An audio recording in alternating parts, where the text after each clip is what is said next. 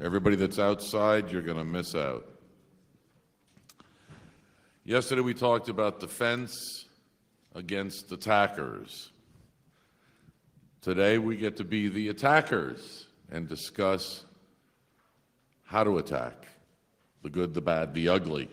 There's a statement that is often used in that in order to defend your networks, you have to know how the attackers work.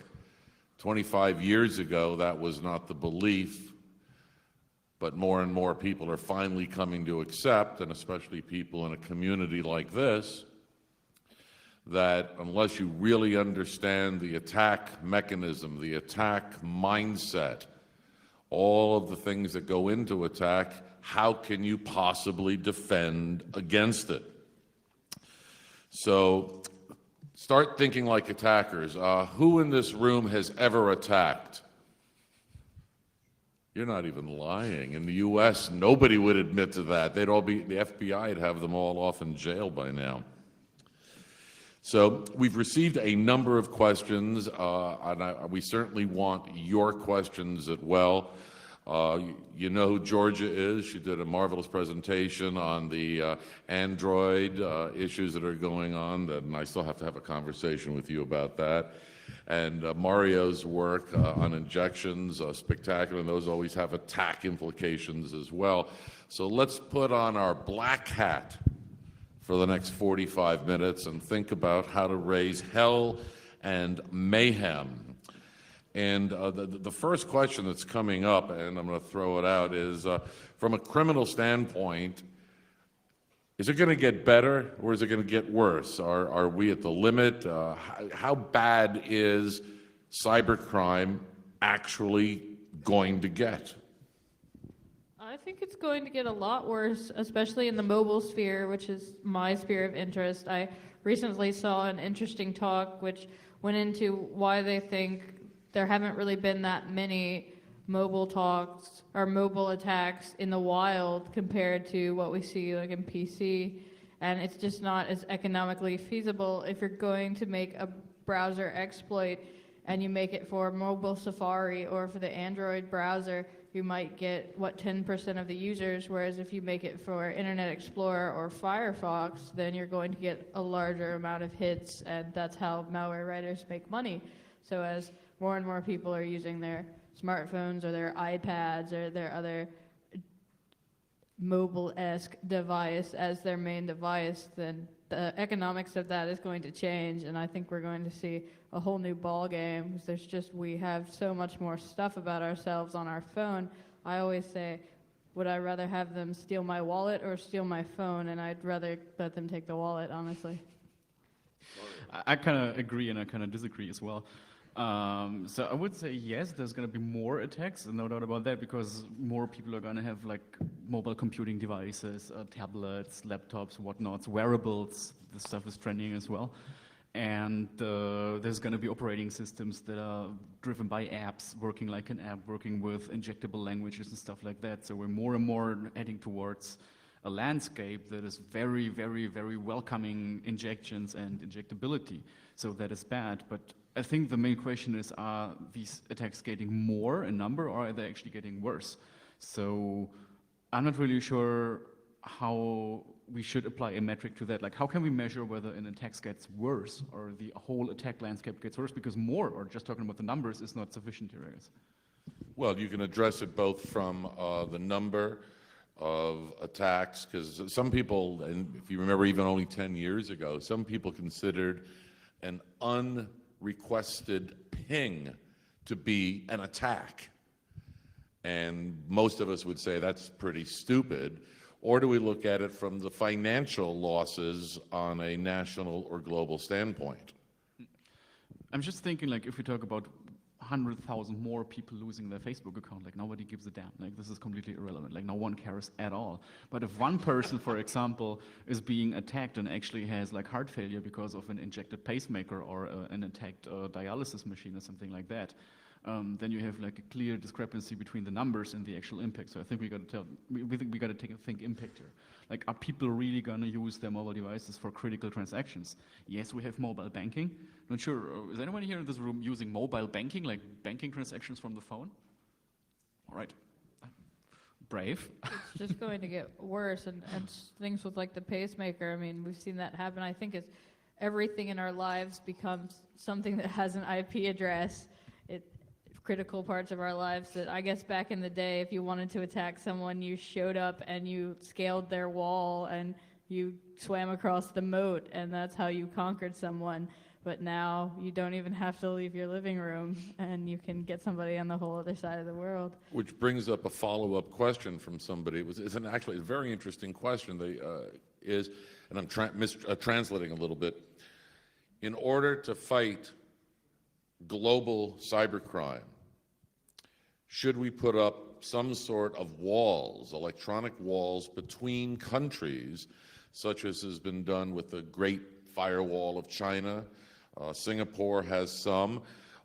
Would having those kind of walls between countries stop attackers? No, the end. I think more important than that would be having some sort of international cyber law, like how the UN has laws about war. You can't just go and attack somebody else. I think we need laws like that that apply across the globe, because, you know, if you're in China and you attack the US, they don't put you in jail, they pin a medal on you. So I think we need more international law. What's the audience think? You think laws are going to help? Show of hands for yes. Show of hands for no. Yeah, the laws, they stop people with guns. Laws stop people from drunk driving. Laws stop all criminals, do they not? I don't have to agree with you when you're up here, because that was actually one of the other questions. At this point, there's like no recourse. If you hack across borders, I mean, the U.S. can't get countries to expedite people who have actually done really harmful things to the U.S. because the countries don't want to give them up. There is no real like enforceable international crime law. If somebody like blew up something physically, the countries in the UN would have to give them up. But there's nothing like that for cybercrime. But still, like, tearing up cyber walls between cyber countries or whatnot is just the worst thing you can ever do. I mean, we have the internet, and the internet is one of the greatest inventions that has ever been done by man. Like, it's bigger than the fire, in my opinion. So if we give that up, and if we give that principle up for just jailing countries in cyber walls or cyber walls, whatever, this is the wrongest thing we can ever do. We should better go ahead and just deal with the fact that the internet is international, it's in the name, and not make national networks that are separated from each other. And it's not going to change the attack landscape at all, I think. It's even encouraging people to dig deeper into cross-country attacks, because there's like a bigger challenge and stuff like that. And there's going to be complexity and new bugs and new vulnerabilities, so I'm sticking with my no, not at all. And while we're talking, please just raise your hand, shout out, question, and we'll get to you. Absolutely. Because this is bringing up a point, because you're believing in laws. I don't think that they're going to be terribly effective.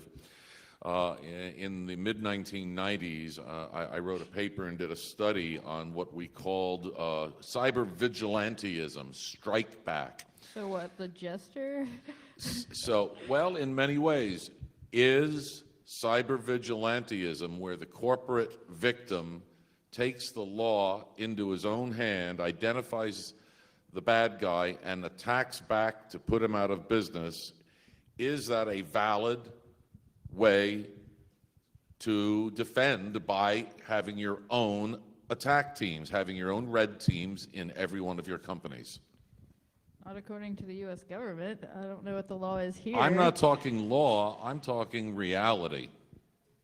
That's probably a very valid way to do it, yeah. I'd say that would be a good way to make them stop if you were stronger than they were. But what if you're wrong? What if someone else is used to carry out the attack? Like, it's the same with jurisdiction. Like, where do you draw the line? How far can you go? That's true. That happens a lot, at least with the clients I look at. They've got all sorts of ways that attackers could just bounce attack traffic off of them, and they don't understand why this is a problem. It's like, it's going to look like the attack came from you. You Exactly. don't want that in the news. Like just the matter of level of thriftiness. If the attacker is really thrifty, he will use 2 or 3 different companies that are competitors to the actually attacked company. So the attack company thinks, oh, they attacked us because they're competitors. We'll send all the red teams, and then we are. And the attacker will not have any impact at all. We just completely leave the scene unseen. So we should all I'd attack say Facebook no. from 8.8.8.8.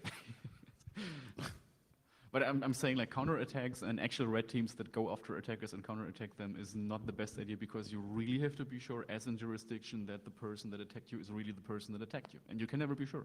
Like especially in the internet, you cannot be Does the audience, well, what do you guys think? Using vigilantism is a good thing? I mean, it's attractive, most certainly. Like I would do it if I had the chance because it's just sexy, but I think it's still wrong. So it's a good thing, but a wrong good thing. So there's Moral morals and conflict. ethics Yeah. involved in this. There was a recent study that just came out.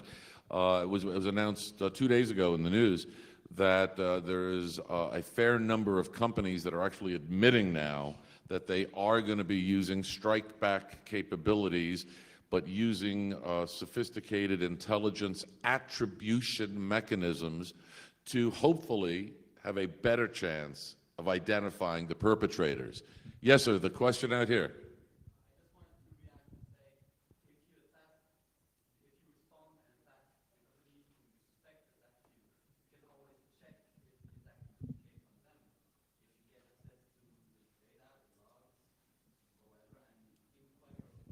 So How would you're saying that you can check if that's really the company that attacked you?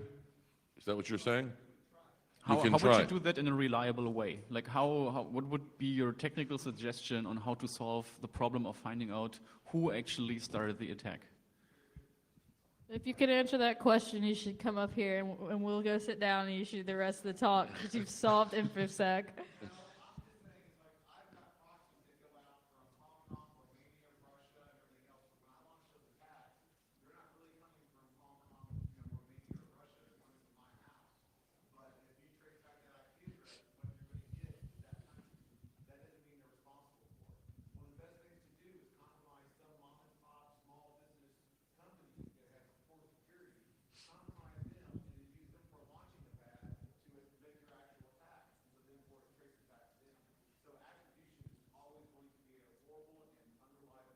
True. I mean, you never have like an actual crime scene. You don't never have DNA samples or stuff like that. You never have any substantial values that can help to really identify the attacker. That stuff is not there. It's just like some stuff in the logs. That's all you have. Like, this is something that I was missing yesterday in the defense talk when talking about the cloud. Like, how are you going to do forensics? And this is the exact point we're talking about. How are you going to do the forensics in a reliable way to find out who did what in this scenario? Who's the actual adversary and who's just the mule carrying out attacks on behalf of other people? Well, let's escalate this up a little bit. From a corporate standpoint, what I'm hearing you say is you may not really know that it's Google attacking Facebook or Microsoft attacking Oracle or whatever.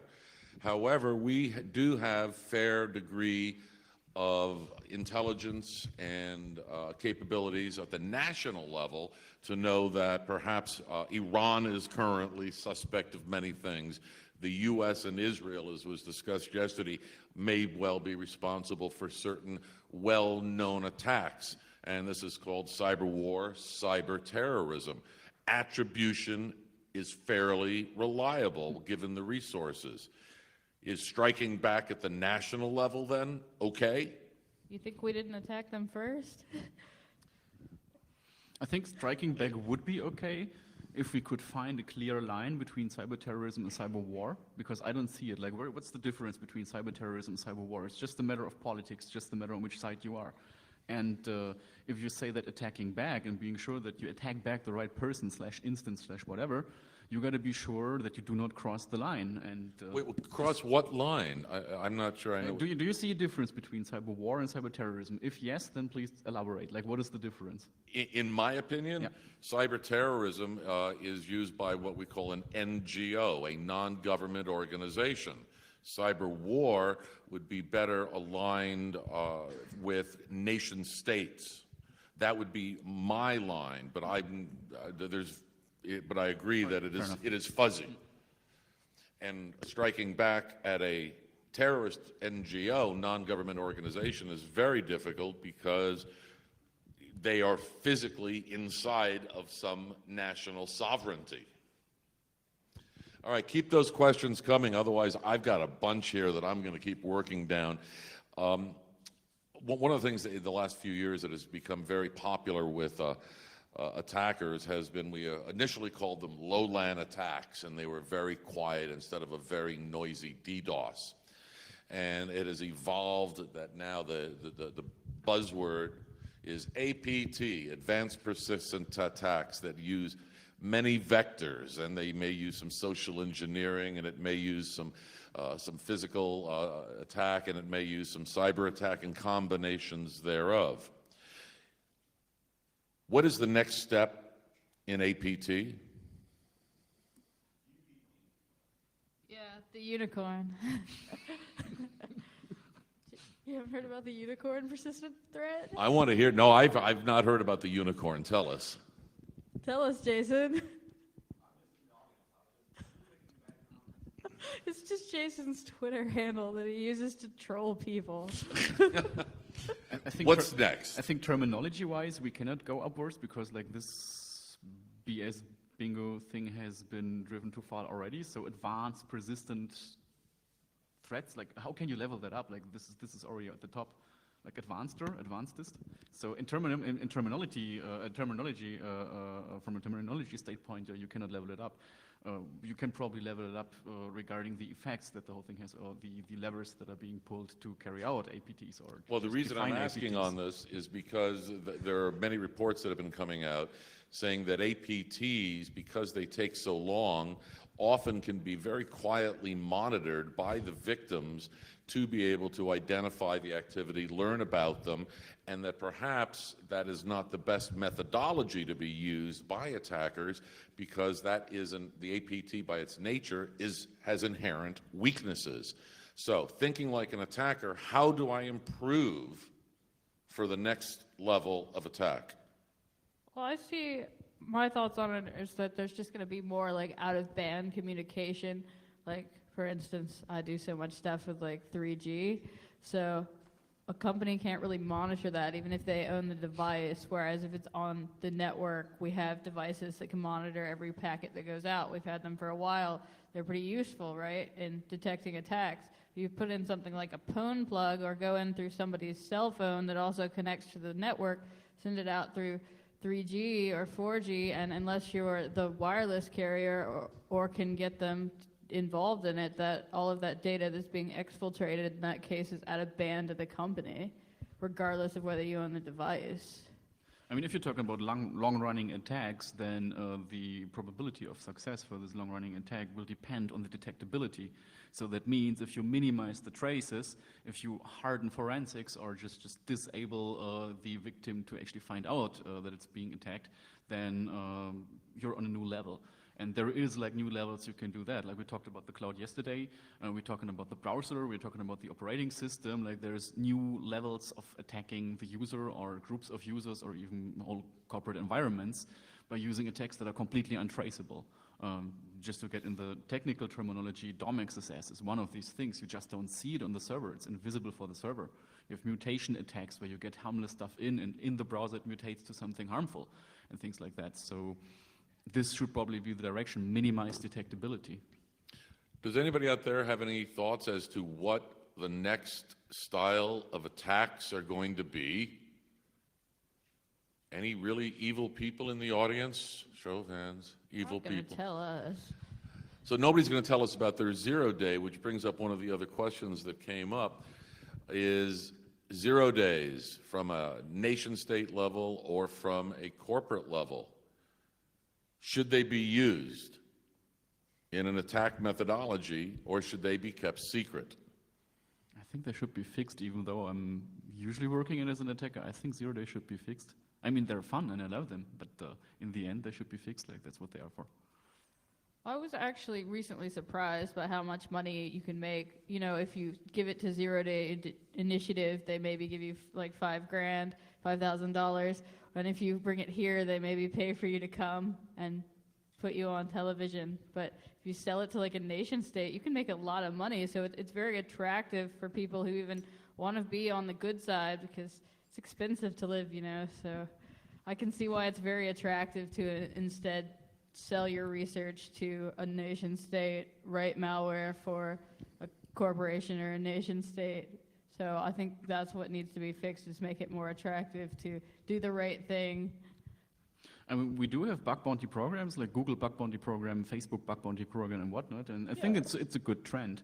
It's still like not even remotely comparable to the numbers that you get when you sell to governments or government-like organizations. In fact, that is. But I think it's setting a trend, and it's also setting an interesting trend that might be affecting us as professional attackers, because I think that it's on the one hand good to do crowdsourcing in security, to crowdsource penetration tests, but on the other hand, it raises like an imminent danger for us, because I think that the classic pen tester, as sitting here in this room in numerous times, numerous situations probably, will not be that important anymore if you have like a huge crowd of kids constantly testing the application, as it's the case with Google. So if you have a look at, for instance, the Google Hall of Fame, where the security experts are being mentioned that found like a small XSS somewhere, it's a nice thing, but it takes financial weight off Google's shoulders to actually pay for penetration testers, because those kids work for cheap. So on the one hand, you have like these very cheap bug bounties, and the company gets a good service for that. And on the other hand, you have like these extremely high bug bounties of selling bugs to governments or to shady bidders. So interesting is what's going to develop in the middle. Like how are we going to be able to still do our pen test job in like 10 years without being overrun by the kiddie crowd that is testing for us for a very cheap price? And how are we still going to keep our conscience and our ethics, so to say, and not sell out to governments and make like literal millions with bugs, depending on the impact. So Well, you've just brought up so many issues that I'm thinking of. So again, please, if you have questions, keep them up. But I've got like 20. I keep thinking, because you keep bringing things up that I don't agree with, which is kind of fun. Bottom line is, I think that it's good that parties bid for bugs and that you can sell bugs, but it's a complicated issue, because on the one hand you have cheap prices, on the other hand you have very high prices, and we're kind of moving somewhere in the middle. We're going to find a good solution for that, because this is Well, I'm an going to bring open, something up that unsolved problem. Georgia just mentioned. A few minutes ago you were saying, oh, let's have some laws, and I clearly disagreed with that. Now we're talking about zero-day attacks and selling them for gobs of money to nation states.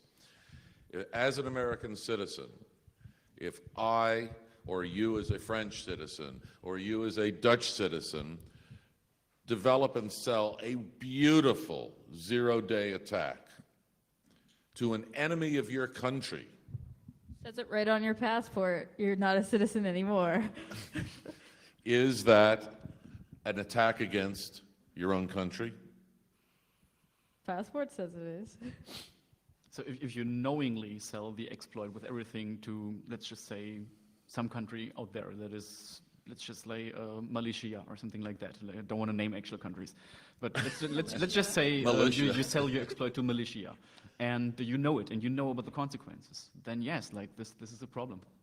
But as long as there is When you say a problem, is that illegal? Is it illegal? Is that an attack against the country? Depending on the legal framework, yes, but there should be a legal framework for these situations. I agree with you on that. Like, I'm not a big fan of laws. I'm not a big fan of just plastering everything with laws and hoping that they're going to actually keep people from doing something. But if it happens, then there has to be a framework that covers that. So how do you make the distinction then between a programming error that causes malicious damage, or the intent? Well, it's easy. Like, a bug is not an exploit. An exploit is an exploit. A bug What is a if bug. are you saying what if somebody exploits it on accident? Absolutely. I think I mean, programming errors. We've had how many systems have gone down over the years because of NT failures? Were those attacks or were they programming errors? And how do you identify the difference? I think if it's that easy in this day and age where security is so much in the news, if it's that easy to take down your system that somebody can do it on accident, you deserved it. So. But still, you don't just create a sophisticated exploit by dropping your head on the keyboard or by Exactly. having your cat walk over the keyboard. That It just just doesn't simply happen does not anymore. Because And if like the word is in it, sophisticated exploit, advanced persistent threat. So this has to be done consciously. And you don't just by accident write an exploit. You by accident, of course, all the time find bugs, but you don't write exploits by accident. I don't know though. Have you met like Peter's daughter, Corlin Coder? I think she might could do it just from typing, write a sophisticated exploit, but that's about it. So as learning how to compromise systems and learning how to defend, a lot of people write hostile code intentionally in order to test. Now, when that code gets out into the hands of a nation-state enemy, how do you make that distinction? Well, if it's written already and if it gets out and if it's being used against company products, then it's not a 0-day anymore and there's most likely going to be a patch. So it's extremely unlikely that there is going to be 0-day circling around, leaving a company network, then going to the state and then being used against a different state. Like this is like a very much of a long shot. So. And you believe that's unlikely? I believe it's unlikely. What does the audience think? Does the audience think that that is an unlikely scenario or likely scenario that it could happen? Neither one. No opinion. What country am I in again that has no opinion? Yes.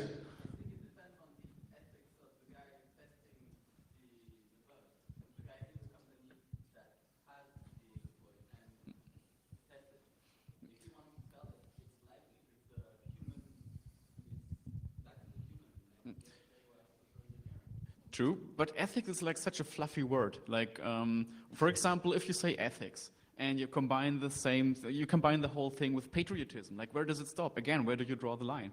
When you're a patriot and you write some malicious code that is going to attack militia, is it still ethically correct? I'm sorry. Or is it just crossing the line and just like hacktivism? Like, where do you stop? Shout it out.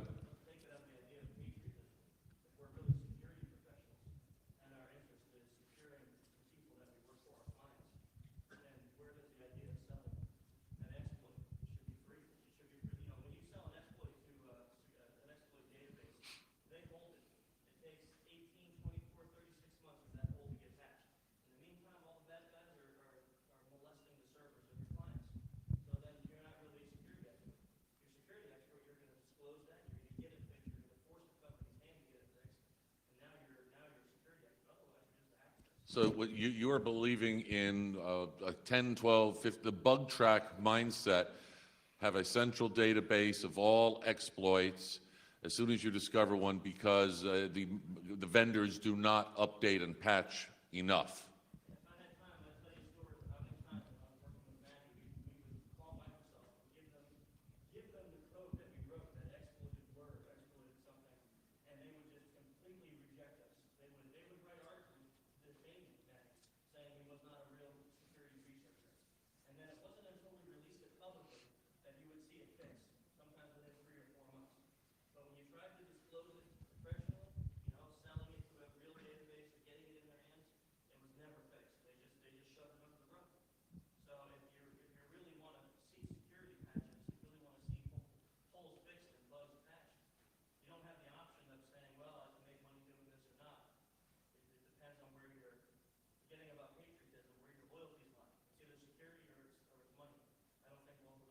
So it's either security or obscurity as well, is what we often say. How do you feel about that?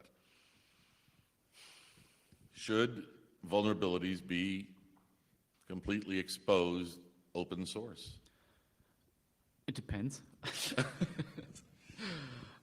I do not exactly agree with what you said, because I do not exactly agree that you cannot make money with vulnerabilities while at the same time acting in a ethically correct way. Like, of course, everybody has his own ethics, but if there is a way to sell a bug to a vendor of which you know that this vendor is going to give this bug to the affected vendor, and this is going to happen within days, and I saw this happening, like, I actually experienced this like multiple times, then I think it's okay to have like both, to have the bug is fixed, and you still get some quid for it. So I think this is a fair deal. Not all companies and not all bug brokers do that, and there is a lot of shady bug brokers, and there is like a lot of new bug brokers who have to just kind of conquer the market shares. But there are some that are actually clean, and I appreciate that this exists, because you can have both. So it's not an either or, it's just like, you just need to find the right solution for you. No, I agree with you.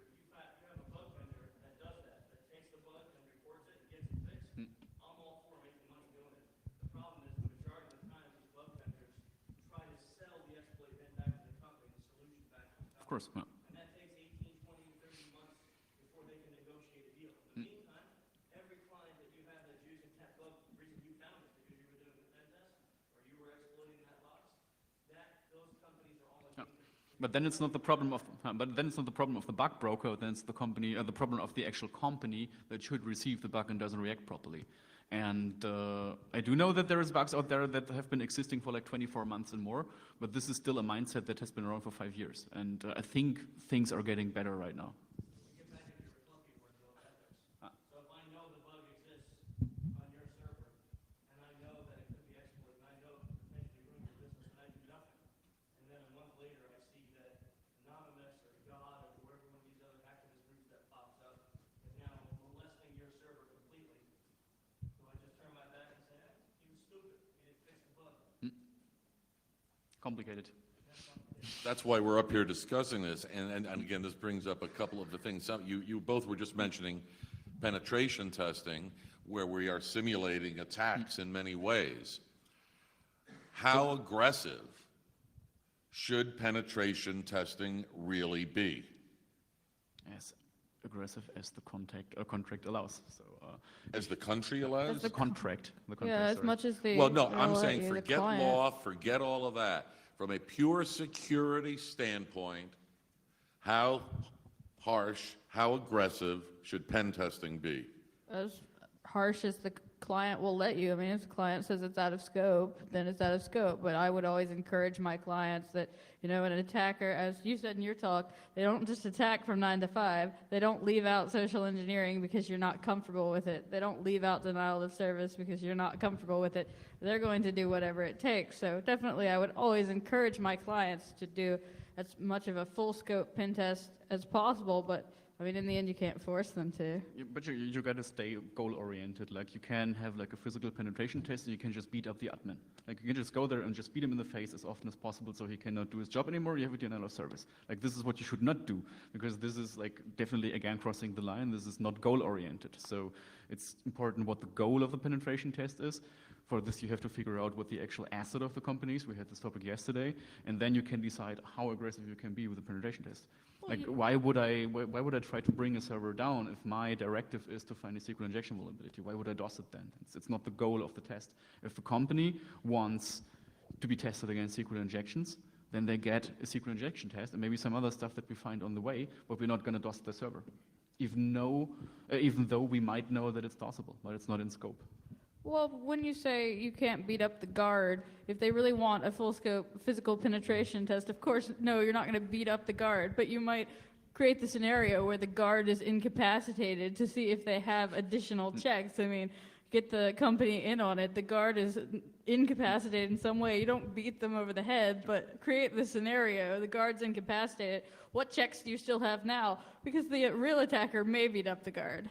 Because of, again, the combination of both the physical, beating up the guard, tasing him. Is that okay? Can we tase him? I don't think you should physically harm him, but you could talk to him and say, we're creating a scenario, and here's your boss, and we're going to say you're incapacitated, and so come with me, and so we're not actually going to hurt them, but create the physical scenario where he could be incapacitated. What checks do you still have in place? Because it shouldn't just be a single point of failure. If the guard is incapacitated, we would want to test that in our test. Now, I've heard the argument, and you just brought it up, that in a pen test, which is simulating an attack, that often DOS and DDoS is excluded for many reasons. But how much does that really match reality when DOS and DDoS should have some sort of disaster recovery mechanisms and plans in place as part of the overall security procedure? Does that mean that you're at all accurate? True, but it's again a question of the asset. If availability is the asset, then you should definitely test against DDoS or DOS, like whatever way there is to do so and whatever way there is to defend against it. But if this is not in scope, if availability is not an asset, then ignore it. If customer data is more I'm saying important, forget contract, from a pure security standpoint, should DOS and DDoS be part of a proper attack simulation? Are you saying we should pen test without a contract, without an order No, to do so? I'm purely hypothecating here as to what is right. What is the most effective way to simulate an attack?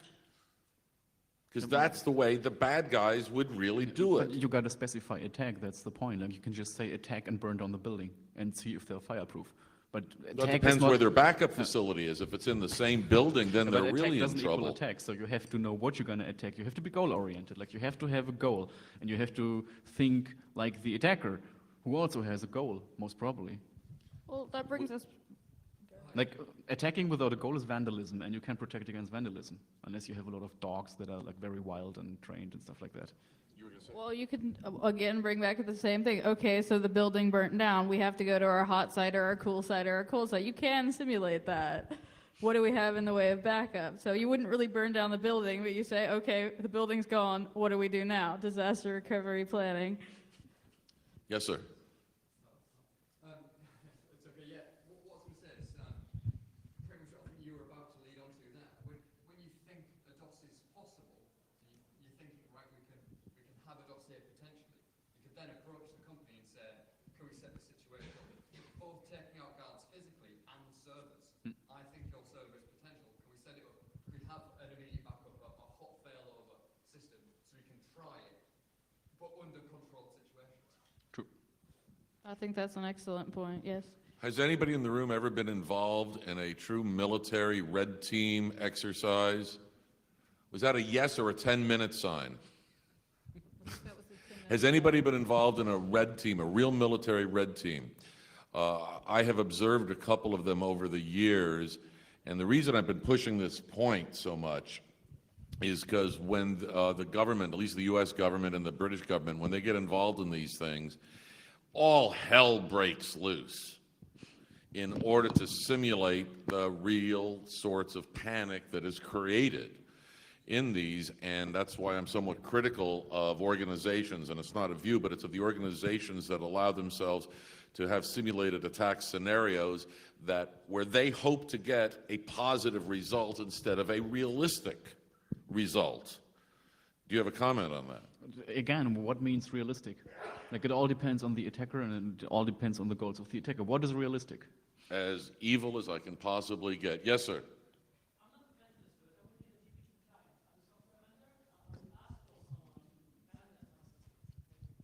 So, if I ask you to use SQL injection, you took this example, into my systems, okay? I ask you this. My intent is not to test against SQL injection, is to test against anything. And I thought about this because I knew about this, but all the 0 days you're talking about, I don't have a clue about them. So maybe I have 10 of them on my systems and I don't know them. So I would say break loose the hell on my systems. Break everything, don't lose my data, that's all I'm asking for. And all I'm asking if I ask a pen test is break everything you can, penetrate everything you can, just don't do the harm. That's the only limits between that I'm asking if I'm a client of a pen tester. But how don't are you do the going to harm, the rest you can do it. But how are you going to do that in a distributed denial of service scenario? How are you not going to do harm with DDoS? The DDoS is different. Because this will do harm on my system. I will need a duplicate system, a test one, which is the same size of my production. I can't do it. Or then I do it during the night when there's no client on my SaaS software systems. Okay. Or I warn my users, or I do something like that. But if I really want to know that, I will find a business way to sign on the contract and tell you, yeah, go for it, boost everything. I signed for this, and I have to see with my CEO if it's okay. That's my part of the decision to take, not yours. If you want to take this part, you're doing too much work for me. Thank you, but you negotiate with my CEO then. Now, let's add one more piece to the equation. Fundamentally, I guess I'm much more evil than either one of you, because of what I've been done for the last 25 years is purely thinking evil. We've talked physical, we've talked some cyber, we've got a little mobile thing going on here, and it's going to be huge. I fully agree with you. One of the most effective attacks against England was in 1987 by the IRA. And it was not the bomb down in the city of London.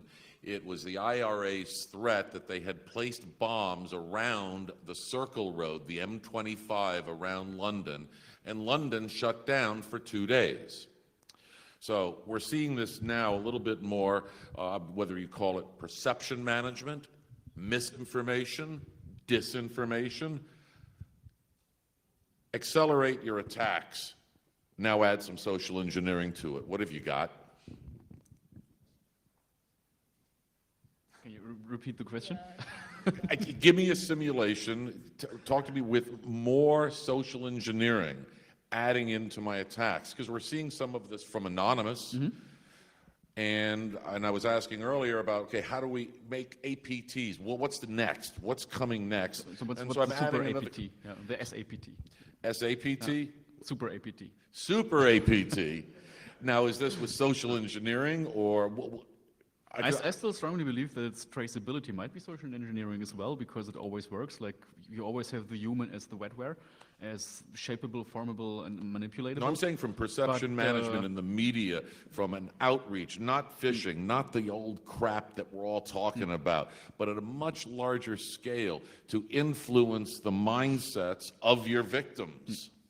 I don't see that as working because we're already doing that. I mean, companies, and I see it working to some degree. I mean, I get more pen test work because people are seeing it on the news that all their competitors are getting hacked, and they're putting it on the news, and people are losing face. But I don't think on the whole that it's really changing the state of things, that it's on the news so much that people are getting hacked. Yeah, the other problem is that you don't really know if the pen test is actually helping them. Like, I've seen a lot of pen test approaches. I'm not talking about anyone here in the room, just in general, where the pen test is like completely useless because they run a scanner and they send out the scanner report and then that's it. So money well spent, which is like completely burning the money. But anyway. You've already, first, over here, please.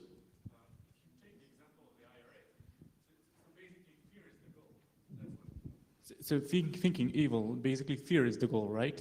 So the target, the best target would be just target the media. Get the media, I mean, not talking about you, but just target them directly. If you can hijack media, well, that's very, very powerful, isn't it? Wasn't there this kind of more or less fun attack carried out by some artists? I think it was in Poland or in Czechoslovakia back then when it still existed, where they kind of hijacked a video stream that was like showing a landscape, and all of a sudden in the middle of the landscape there was like a nuclear explosion, and the people were freaking out. So this is something that you could actually utilize. You said it already. You use the media, impact the media, manipulate the media. If you're there, then you can spread fear, and then you have like the perfect form of terrorism, because that's what terrorism is all about. So yeah. By the way, that wasn't me, actually. Huh? That wasn't me. Over here, yes, sir. Stand up so we can all hear you, please. About getting the APTs stronger, we saw that detection was the key to find who attacks. And also going with the social part, don't you think that criminal bug bounty, like a criminal who would pay thousands of crypt kiddies to find bugs and report them to him, would generate so much attacks against the system of the victim that they won't see where to look. They won't, and they will get used to being attacked. Oh, you mean like hiding the dangerous attack in like a huge grape of small attacks, irrelevant attacks? I think that already happens. That is not new. I think Anonymous does that to some extent with the ion cannon. I mean, bring it to a distributed level where you post a bug bounty. If someone finds a bug, you will pay them, and it will bring a crowd of kiddies wanting to get money to do this for you. Well, I'm told our time is up. I come to the conclusion I'm much more evil than either one of my panelists More up evil here. than how I play myself on stage, anyway. All right, then we'll have to talk later. If you want to talk true evil, we'll all do this offline. Join me in thanking the panelists very much, and we'll move on to the next session. Thank you.